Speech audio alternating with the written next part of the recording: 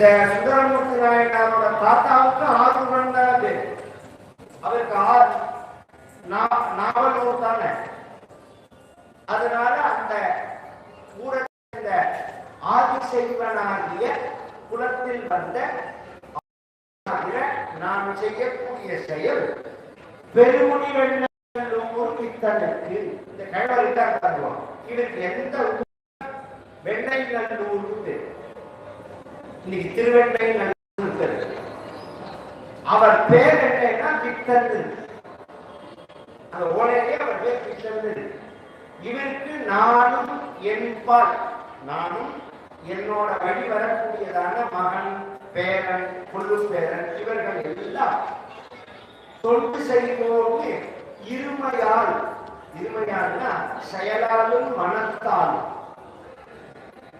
இன்னைக்கு ரெஜிஸ்டர் ஆபீஸ்ல போன உடனே கைது போறதுக்கு முன்னாடி இதுக்கு மனப்பூர்வமா நீங்க ஒத்துக்கிறீங்களான்னு கேட்கிறாரோ சபரிஸ்கார்.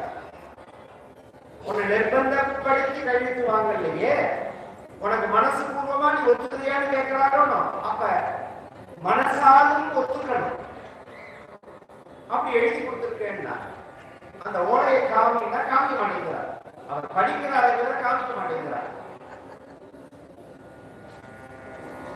உடனே சுந்தரமூர்த்தி நாயனார் ஓலையை காமிக்காம நான் எப்படி அறிவிக்காம ஓலையை காமினா அதுக்கு கிழவர் சொன்னார், நீ ஓலையை காமின்னு சொல்லி நான் காமிச்சா அந்த கேஸே இருக்காது. எப்படி நான் உன்னை என் அடிமைன்னு சொல்றேன். நான் சொல்ற வேலையை நீ செய்யணுமா, நீ சொல்ற வேலையை நான் செய்யணும். நான் சொல்ற வேலையை தான் நீ செய்யணும். நீ ஓலை காட்டினா நான் காட்டினேன்னா அப்ப யாருக்கு யார் அடிமைன்னா வந்தது கோபம். ஓடி போனார், அவர் மேல பாஞ்சார், அவரு ஓடினார், இவரு ஓடினார், கட்டினார், பிறண்டார். அவர் இடுப்புல வச்சிருக்கிற இவரு என்ன பண்றார், இப்படி இடுப்புல வச்சிருக்க மாதிரி அந்த ஓலையை இங்க வச்சிருக்க மாதிரி கையை பிடிச்சுட்டே போறார். அவர் பிடிச்சி இழுத்து அந்த ஓலையை பிரிச்சு போட்டுட்டா நிறைய ரகலையா படித்து இந்த கூடுதல் உள்ளவர்கள் எல்லாம் விளக்கினார்கள். அந்த கழவர் சொன்னார், இந்த இந்த பிரச்சனையை தீர்க்காம கல்யாணம் பண்ணக்கூடாதுன்னா எங்க போலாம்னா கேஸ் பதிவு பண்றது நான் தான். அப்ப என் ஊருக்கு தான் போகும் இந்த சட்டம். உங்களுக்கு தெரியுமா, யார் கேஸ் ஃபைல் பண்றானோ அவங்களுக்கு அட்ரஸ் ப்ரூஃப் எங்க இருக்கோ அதான் ஃபைல் பண்ண முடியும். கும்பகோணத்துல போனா கொடையூர்ல ஃபைல் பண்ண முடியாது. எனக்கு எங்க அட்ரஸ் ப்ரூஃப் இருக்கோ அங்கதான் பண்ணலாம் நான் கேஸ். இன்னைக்கு இந்த சட்டமே நம்ம தமிழ் மரபுல உள்ள சட்டம். 1000 வருஷம் முன்னாடி இதை சொல்றாரு. இந்த கேஸ் கொடுக்கிற இந்த கிழவருக்கு ஊர் திருவண்ணை நல்லூர். ஆனா அங்க போகலாம்னு சொல்ல, அங்க போனா அங்க பஞ்சாயத்து அப்படின்னு நீங்க சொல்றோமோ அதுக்கு என்ன அர்த்தம்? ஏகப்பட்ட ஃபண்ட் வரும் சென்ட்ரல் கவர்மெண்ட், ஸ்டேட் கவர்மெண்ட், வாரி சுற்றி வாயில போட்டுலாம். அதுக்கு பேர் பஞ்சாயத்தா? அதுக்கு பேர் பஞ்சாயத்து இல்ல, பஞ்ச சத்து. சத்துனா நல்லவர். 5 நல்லவர்கள் இருக்கிறதுக்கு பஞ்சாயத்து பேர்.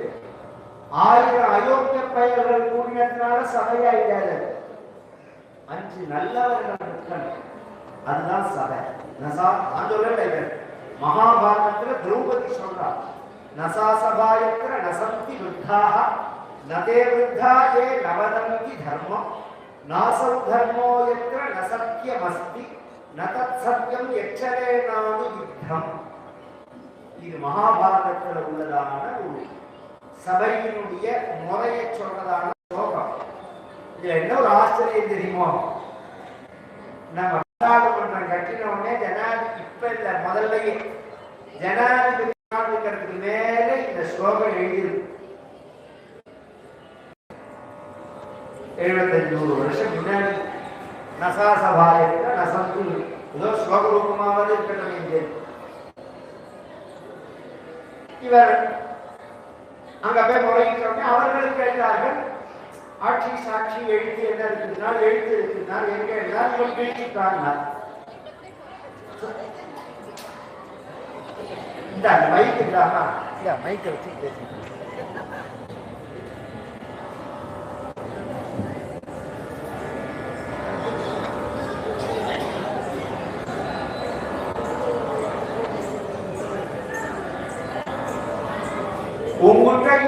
எழுத்து இருக்குன்னு சொல்ற, அந்த எழுத்தை காமிச்சாதான கேச நடத்தணும். எழுத்த அவன் கிழிச்சுட்டான்.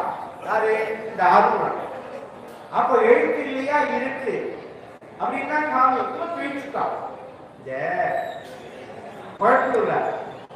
ரெண்டாவது கேஸ் ஃபைல் பண்றாரு. அதனாலதான் ஜாக்கிரதையா இருக்காங்க. இன்னைக்கு அது மாதிரி கிருத்திரிம வேலைகள் தான் நடக்கும். வார்த்தையில கூட மாற்றிக்க கூடாது. முதல்ல இவன் அடிமைங்கிறது ஒரு கேஸ், இவன் அதற்கு பிரமாணமான பத்திரத்தை கிழிச்சு போட்டுட்டாங்கிறது ரெண்டாவது கேஸ். அப்ப இல்லையா இருக்கு, நான் கிழிச்சு போட்டா எப்படி இருக்குன்னு கேட்டார்கள் சபையில உள்ளவர்கள். கிழிச்சு போட்டாங்கிறத முதல்ல ஒத்துக்கோ போட்டாங்க. சரி, கிழிச்சு போட்டுட்டான், எப்படி இருக்குன்னு கேட்டான். அவன் கிழிச்சது நகல் தான், அசல் எங்கிறது. இதை நாம தெரிஞ்சுக்கணும். காப்பு எடுத்து வச்சுக்கணும். எல்லாரும் ஒரிஜினலை தொலைச்சிட்டு எத்தனையோ வைத்தியம் பண்ணாலும் எதுவா இருந்தாலும் காப்பு எடுத்து வச்சுக்கணும். அசல் ஓலை எடுத்து கொடுக்குறா. இப்ப நான் சொன்னதை படிச்சார்கள், தாத்தா எழுதினதுதான் அப்படிங்கிறது எப்படி நம்பர்? எழுத்தினால நம்ப முடியுமா? உடனே அவர் தாத்தா எழுதின ஓலையை கொண்டு வந்து எழுத்த மேட்ச் பண்ணி பார்க்கிறாரு. இதெல்லாம் ரொம்ப ஆச்சரியமான விஷயம். இப்ப நாம பேனா பேப்பர் வச்சு எழுதுற மாதிரி ஓலையில எழுதிட முடியாது. ஓலையில நாம ஆணி வச்சா அது ஒரு ஓரம் போகும். அது எழுதுறதுக்கே ஒரு சாமர்த்தியம் வேணும். அந்த எழுத்தையும் இந்த எழுத்தையும் மேட்ச் பண்ணி பார்க்கணும்னா அப்ப கையெழுத்த பார்க்கிற டெக்னாலஜி நம்ம கிட்ட இருந்து தெரியணும். இப்படி மேட்ச் பண்ணி பார்த்துட்டு நீ அடிபடான்னு சபையோர்கள் சொல்லிட்டார். ரெண்டே அந்த கேஸ் முடிஞ்சு. உடனே இந்த பெரியவரை பார்த்து அப்புறம் சபையோர்கள் கேட்கிறார்கள், உங்களுக்கு இந்த பெருவெண்ணை நல்லூர்னு போட்டு இந்த கேஸை இழுக்கிறதுக்கும் கேஸை முடிக்கிறதுக்கும் உள்ள வித்தியாசத்தை சொல்றேன். அதுதான் சொல்றேன். இந்த கேஸை முடிக்கிறதுக்கு பிரமாணம் எழுத்துதான். ஒரே மாதிரி எழுத்துட்டு அடிமரம். சரி, இவருக்கு இந்த ஊர்னு சொன்னா நாங்க உங்களை இந்த ஊர்ல பார்த்ததே கிடையாது, உங்க பூர்வீகமா இந்த ஊர் அப்படின்னு உங்களுக்கு இந்த ஊர்ல சொந்தங்கள் இருக்காங்களா, இடம் இருக்கா, வீடு இருக்கா? எனக்கு வீடே இருக்குன்னா எங்க இருக்கு, வாருங்கள் காமிக்கிறேன்னா எல்லாரையும் அழிச்சுட்டு அந்த ஊர்ல தென்பண்ணை ஆற்றின் கரையோரம் இருக்கக்கூடிய சிவன் கோவிலுக்குள்ள உள்ள போய் மறைஞ்சு விட்டார். பின்னாடியே வந்தவர்கள் திகச்சு நிற்கிறார்கள். முன்னாடி ஓடி போன இந்த ஆறுடன் தகச்சு போயிட்டான். சுந்தரமுத்திரான் தகச்சு போயிட்டார். ஆகாசத்திலே பகவான் அசரீரியா சொன்னான். இது பெருந்தான் அவருக்கு ஆறுடன் பெயர். நான் புரியறதுக்கா சுந்தரமுத்திரான் சொன்னேன். இப்பதான் பகவான் கூப்பிடுறான், சுந்தரான். சுந்தரான் அந்த தாய் மாற்றினுடைய குரலை கேட்டா, மேய்ச்சலுக்கு பேய் கேட்டு வர அந்த தாய் மாற்றினுடைய குரலை கேட்டா கொட்டில் இருக்கிற கண்ணுக்கு தவிக்கும் பாருங்க. அந்த மாதிரி தவிக்கிறார் சுந்தரமுத்திரான். இது கேட்ட குரல் கேட்டு குரல் அப்படி, சுந்தரா யாரும் உன்னை தடுத்தாட்கொள்ள வந்தோம். தரிசனம் கொடுத்தோடனே சுந்தரர் சொல்றார், நான் எவ்வளவு பெரிய பாவி. 14 வருஷம் முன்னாடி கைலாசத்துல இந்த தடுத்தாட்கொள்ளணும்னு வேண்டினது நான் தான். ஆனா 14 வருஷமா உன் நினைவே எனக்கு கிடையாது.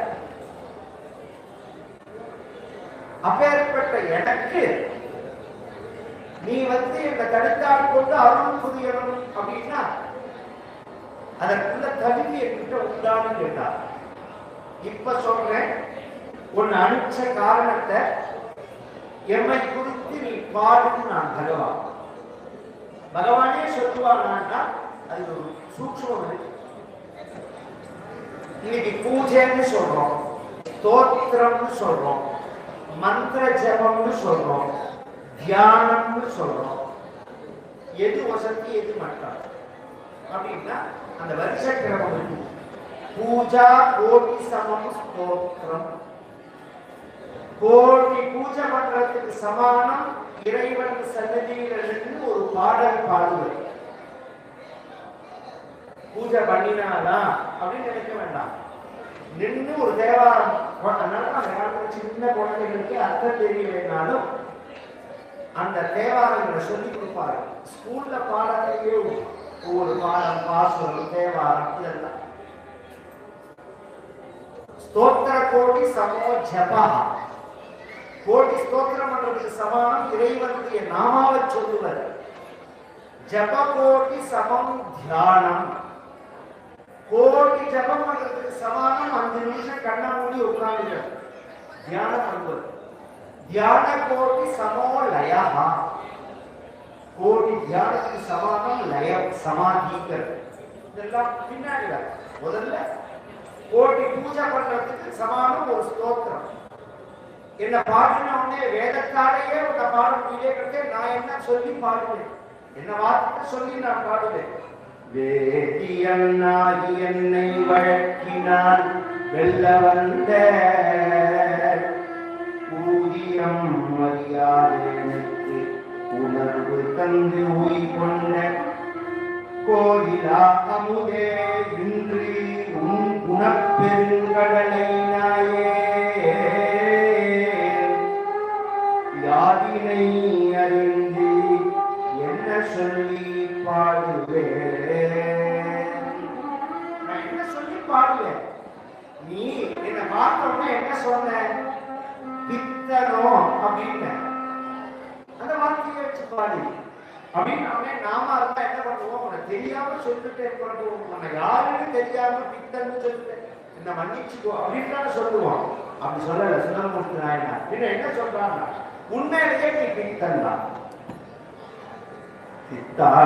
பிறை சூடி பெருமனே அருளாத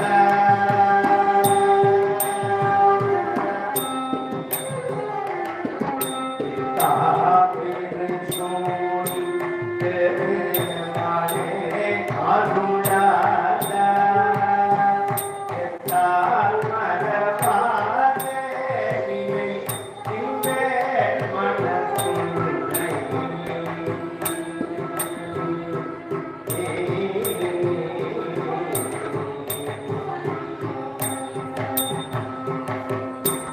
தாய் பெண்ணை தென்பால் வெண்ணை அருட்டுரையோ, தாய் பெண்ணை தென்பால் வெண்ணை அருட்டுரையோ, அத்தாவுடற்காலாயினி அத்தாவுடற்காலாயினி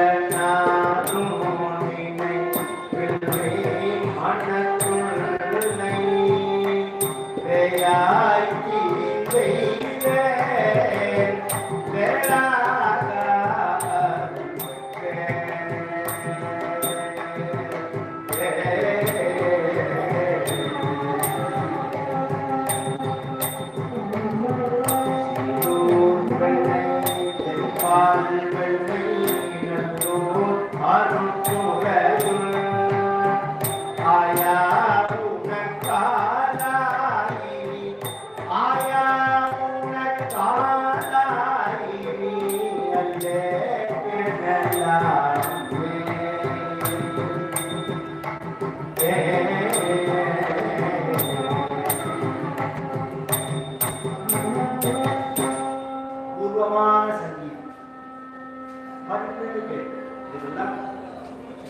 ராகம்னு சொல்லுவார்கள் சங்கீத பாஷையில.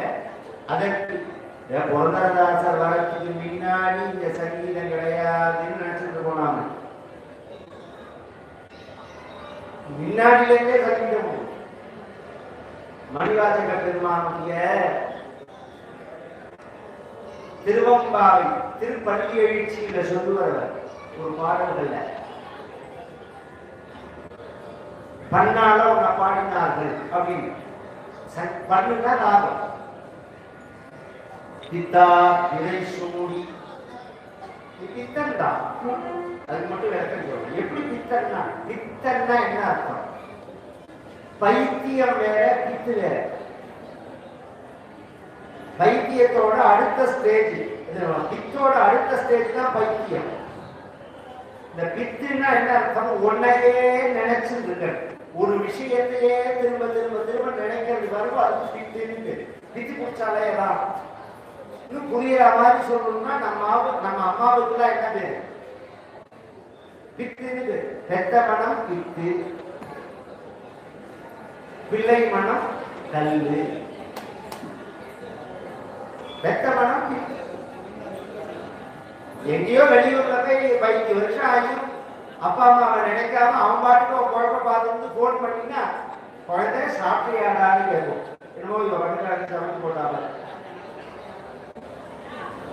அந்த அம்மா திருநாளா திருக்கலையா அவ எப்படி இருக்கா நடக்க முடியறதா இல்லையாங்கிறத பத்தின எண்ணமே அந்த பையனுக்கு இருக்காது அந்த தாய் தந்தையரை பத்தின எண்ணமே இருக்காது ஆனா அந்த குழந்தையே கிடைச்சு இதை கவனிச்சு கேட்கணும் ஒரு சைடு எண்ணமே கிடையாது ஒரு சைடு அவனையே நினைச்சுட்டு இருக்காரு அவனையே நினைச்சுட்டு இருக்கிறவன பித்துங்கிறோம் அது மாதிரி சுந்தரமூர்த்தி நான் சொல்றா நான் உன்னை நினைக்கவே இல்லை நீ என்ன நினைச்சுட்டே இருக்க 16 வருஷமா என்ன தடுத்தா கொள்ளணும் அப்படின்னு அப்ப நீ பித்தன் தானே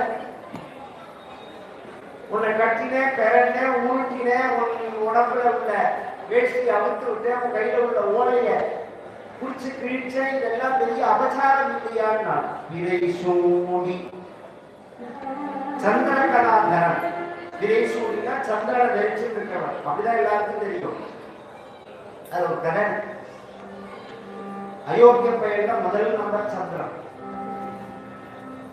சிவபெருமான தட்ச யஜ்ஞத்தின் போது இன்ன பேச்சு இல்லைன்னு நிந்திச்சிருக்கான் நெசிருக்காங்க அந்த சந்திரனுக்கு ஒரு பெரிய கஷ்டம் அவன் மாமனாரே சந்திச்சுட்டார் தட்சனை நீ அழுதொழு நோயராய் போ அப்படின்னு யாருமே அவனை பூஜை பண்ணல அப்ப சிவபெருமான் கிட்ட வந்தான் வந்து நமஸ்காரம் பண்ணி என்னை யாருமே சீண்ட மாட்டேங்கிறார்கள் எங்களுக்கு நீ தான் அருள் பண்ணணும் அப்படின்னு சிவபெருமான் சொல்றார் உனக்கு 2 வகையா அருள் பண்றேன் ஒண்ணு உன்னை தூக்கி என் தலையில வச்சுக்கிறேன் ரெண்டாவது உன் கிழமையில என்ன பூஜை பண்ணினா அவர்களுக்கு அத்தனை புண்ணியம் அதனாலதான் திங்கட்கிழமை பூஜை பண்ணினா சிவன் கோவில் அவ்வளவு விசேஷம் அதுவும் கார்த்திகை மாச சோமவாரம் இருக்கும் சங்காபிஷேக கணக்கம் இல்லாது இப்படி பக்தியே இல்லாத நிந்திச்ச அந்த சந்திரனை தூக்கி தலையில வச்சிருந்தது மட்டும் இல்லாமல் அவனோட நாள தன் வழிபாட்டு நாள உலகத்துக்கு தெரிவித்த சிவபெருமானுடைய கருணை எப்பேற்பட்டது அவன் பண்ணின பெரிய தப்புகளையா நான் பண்ணின தப்பு பெருசு பிறை சூடி பெருமானே அருளால அந்த திருவண்ணைநல்லூர்ல உள்ள பகவானுக்கு அருளாளன் பேர் சம்ஸ்கிருதத்துல கிருபாபுரீஸ்வரன் பேர் நீ என் அடிமைன்னு சொன்ன நான் இல்லைன்னு சொன்ன நீ யாருன்னு தெரியாத போது இப்ப சொல்றேன் அத்தா உனக்கா அத்தா உனக்கா அல்லே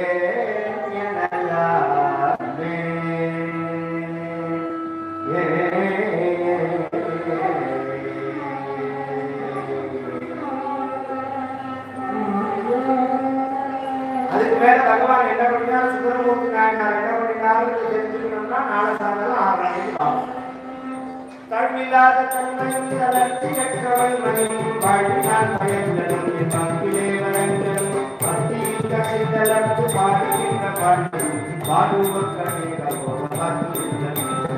என்றுமோக என்கலத்தி எங்கையான சித்தியே அத்தியான முக்தியான துணைத்த சக்தியா நாமகித்தனம் பலத்து ஞானசாமி நீக்கணும் நேரில்லாத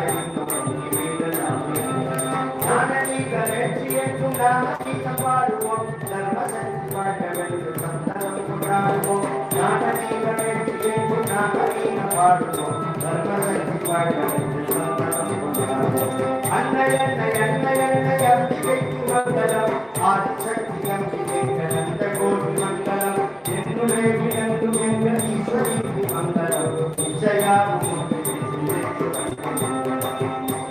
தென்னாடுடைய சிவனே போற்றி